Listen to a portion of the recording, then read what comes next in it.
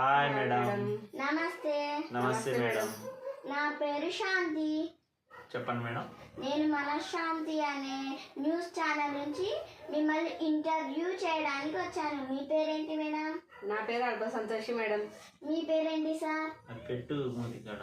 మీ పేరేంటి సార్? నా పేరు ప్రశాంత్ మేడం.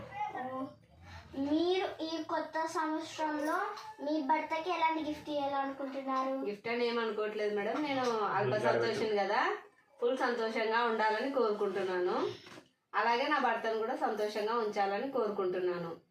ప్రతి మగవాడి విజయం వెనుక ఆడమే ఉంటుంది అన్నది ఎంతవరకు నిజమో నాకు తెలియదు, కానీ నా భర్త సంతోషం వెనుక నేను ఉండాలని నేను ఈ సంవత్సరం నుంచి కోరుకుంటున్నాను.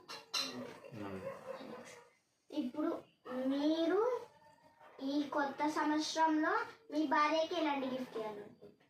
నేను లైఫ్ లాంగ్ గిఫ్ట్ ఇవ్వాలనుకుంటున్నానండి. ప్రతి ఆడవాళ్ళు కోరుకునేది తన భర్తతో పిల్లలతో సంతోషంగా ఉండాలనేది. అది నేను లైఫ్ లాంగ్ సంతోషంగా ఉండేటట్లు నేను చేస్తాను. ఎంత కష్టమైనా చేస్తాను వాళ్ళ కోసం.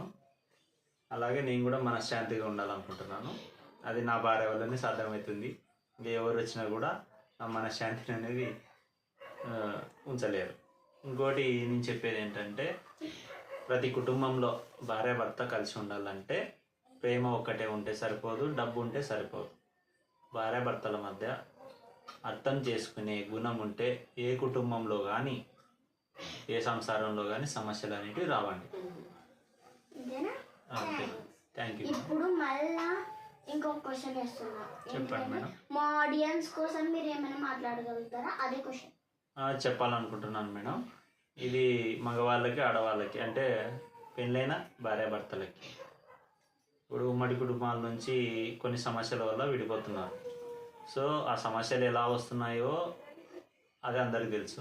ఇప్పుడు నేను ఆ సమస్యలు రాకుండా ఉండాలంటే ముందుగా మగవాళ్ళకి చెప్తాను. భార్య పిల్లలు మన మీద ఆధారపడి బతుకుతుంటారు.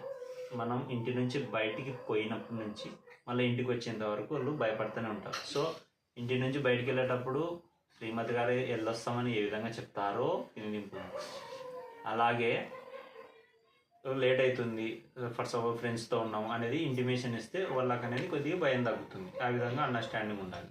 నెక్స్ట్ ఆడవాళ్ళకి మెయిన్ ఆడవాళ్ళు ఏదంటే, భర్త ఎంతో కష్టం చేసి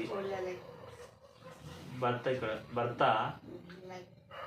కష్టపడి ఇంటికి వచ్చిన తర్వాత ఆయనకి ఒత్తిడి అనేది చేయకూడదు. ఎలాంటి విషయాల మీద అంటే, ముందుగా నేను చెప్పేదంటే, పక్కింటి వాళ్ళు బాగా బంగారు కొన్నారనో, చీరలు కొన్నారనో, లేదా టూర్లకు తిరుగుతున్నారనో, తమ యొక్క అసౌకర్యాలు చూసుకోకుండా హెచ్చులు అంటే మీన్ డబ్బులు ఉన్నా కూడా లేకుండా ఉన్నట్లు ప్రవర్తించడం, భర్త మీద ఒత్తిడి కలిగించడం వల్ల ఇలాంటి సమస్యలు వస్తున్నాయి. సో మనం ఏంది, మన స్థాయి ఏంది అది గుర్తుపెట్టుకొని మనం ఉండాల్సింది ఏంటండి, డబ్బు చీరలు దానిల కోసం బతుకుతలేడు. భార్య భర్త సంతోషంగా ఉండాలంటే వాళ్ళిద్దరూ అర్థం చేసుకుని గుణం కలిగి ఉండాలి. ఒకరికొకరు అండర్స్టాండింగ్ చేసుకుంటే ఏ కుటుంబంలోనూ సమస్యలు అనేవి రావండి. ఇదే నేను చెప్పదలుచుకునేది ఈ వీడియో ద్వారా.